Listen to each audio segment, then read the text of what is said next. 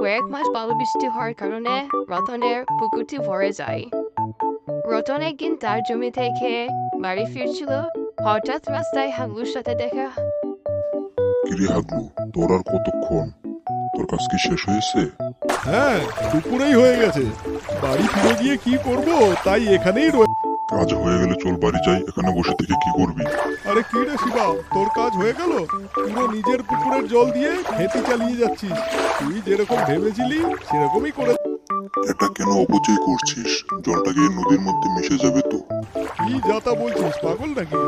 একটু জল নষ্ট হলে কি এমন হবে? আমাদের কাছে আরো জল আছে তো। অল্প নষ্ট হলে এমন কি। অপচয়কারী শয়তানের বন্ধু, জানিস তো, জেনেও কেন এরকম অপচয় করছিস? আরে সে কথা নয় রে, আমি আটকাবো ভাবছিলাম, সেই কথাটা তুই এসেই বলে দিলি। তুই একদিকে ঠিকই বলছিস, কিন্তু পঞ্চায়েতের ওখানে নাটক চলছে। যাবি নাকি? চল